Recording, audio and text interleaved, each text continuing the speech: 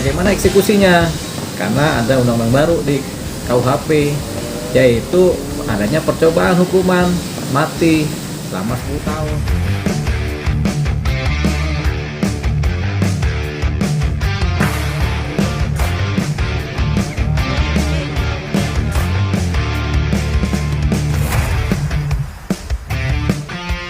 Bang Olip, Ya. ini sedang viral nih. Kasus sidang Ferdy Sambo memasuki babak akhir. Ya. Akhirnya divonis dengan hukuman maksimal atau hukuman mati. Bagaimana tanggapan Abang yang pernah terlibat dalam kasus ini juga, Bang? Ya, ketika Sambo divonis oleh hakim hukuman mati diputus, ya berarti sudah tepat penerapan hukumnya. Jadi hakim sudah melihat apa-apa yang terjadi di persidangan, bukti-bukti, saksi-saksi, dan memang mengarah ke sana bahwasanya Sambo adalah pelaku utama dan menjadi otak perancang semuanya. Sebenarnya ada lagi yang menghasut Sambo, yaitu Putri dan si Fuad kan gitu. Tapi terhadap Sambo hukuman mati sudah tepat. Ya putusan ya. Tinggal bagaimana eksekusinya. Karena ada undang-undang baru di KUHP, yaitu adanya percobaan hukuman mati selama 10 tahun. Jadi Sambo harus mengikuti pola 10 tahun dulu itu. Artinya dia masih hidup nanti selama 10 tahun dan tidak ada eksekusi. Selama 10 tahun kalau pelakunya baik, Sambo bisa mengajukan permohonan untuk analisa terhadap hukuman matinya. Apakah bisa dikonversi menjadi hukuman seumur hidup, apa menjadi hukuman 20 tahun kan? Dia nanti bisa mengajukan itu. Kalau dia nggak mengajukan banding atau kasasi. Kalau putus tadi itu kemudian dia mengajukan banding dan lanjut kasasi, kita belum tahu nih putusan hakim bagaimana. Tunggu banding dulu, banding hukuman mati, dia kasasi, Mahkamah Agung hukuman mati, dia kemudian mengajukan tuh yang 10 tahun tuh, berproses setelah 10 tahun gitu. Tapi secara mental Sambo capek lah kan gitu kan, karena di penjara 1 hari aja serasa setahun kan, 1 hari serasa setahun. Oh berat gitu. Tapi menurut Abang, Tapi dampaknya putusan hukuman mati kepada masyarakat dan polisi bagus. Yang penting dampaknya dulu, masyarakat kemudian merasakan adanya rasa keadilan, kemudian teman-teman polisi kemudian tidak lagi mencontoh pola-pola yang terjadi dengan Sambo kan, dengan grupnya kan, sehingga polisi akan menjadi lebih baik karena mereka belajar dari persoalan yang ini. Bang, tadi kan Tano dijatuhi hukuman maksimal ya jatuhnya, Bang ya. Itu udah maksimal. Dan tidak ada, tadi kalau nggak salah tidak ada yang meringankan ya, Bang. Ya, memang Dari, nyatanya tidak ada yang meringankan buat Sambo.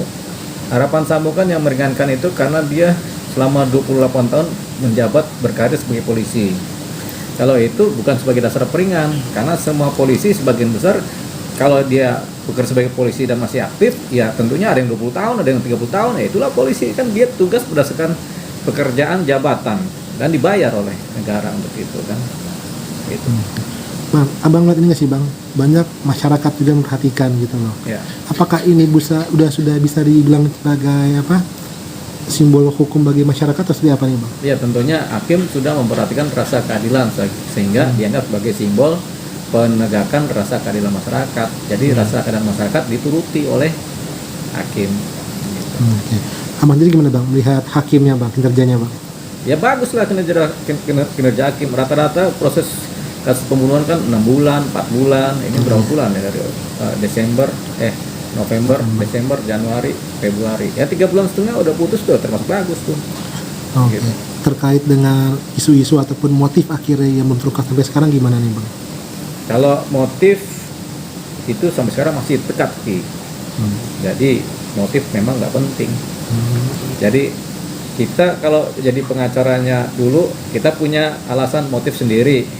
Ya, kemudian pembela juga punya alasan motif sendiri. Kemudian si siapa? Pembelanya ini juga Sambo CS, pembelanya Eliezer juga punya motif alasan sendiri. Penuntut umum juga punya motif sendiri. Makanya penuntut umum kan motifnya selingkuh. Ya kan? Kalau pengacaranya Sambo motifnya pelecehan seksual. Kalau dari hakimnya motifnya nggak ada motif itu. Hakim malah motif nggak ada, dia sebenarnya bilang motifnya si Putri sakit hati sama si Yosua tanpa ada penjelasan. Jadi udah bener tuh, nggak ada motif. Ya, tapi perencanaan terhadap pembunuhan sudah terjadi. Oh, berarti yang penting masuk unsurnya ya bang ya? Unsur sudah? masuk, Oke. unsur pidananya masuk. Oke, bang, ini kan hakim memberikan hukuman di atas tuntutan jaksa ya bang ya? Apakah ini akan berlaku juga nanti di PC dan CS-nya dan kawan-kawan? Bisa terjadi terhadap Putri dan terhadap Fuad, bisa terjadi hukuman lebih berat. Terhadap Ricky juga bisa jadi. Bisa jadi juga sebaliknya terhadap si Eliezer, Nah, itu lebih gimana, Bang? ringan gitu. Semua kan ada dasar-dasar peringan, ada dasar-dasar pemaaf, ada dasar pembenar. Ada tanpa dasar peringan, pemaaf dan pembenar, tapi ada malah pemberat terhadap rancangan putusan, dasar-dasar pemberat. Nah, itu nanti hakim yang menilai.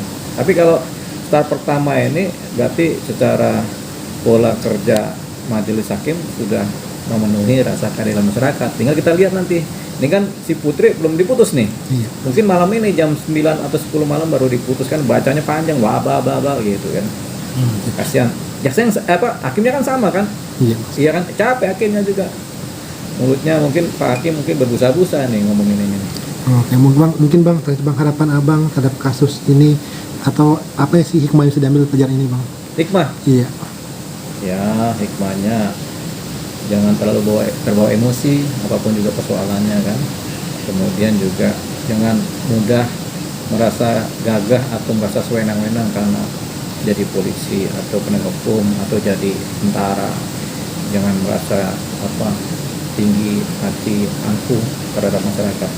Intinya sih jangan merasa sombong lah kalau jadi pejabat itu. Ya. Oke. Kita aja nggak pernah ngerasain jadi pejabat ini, makanya kita sedih aja terus ini.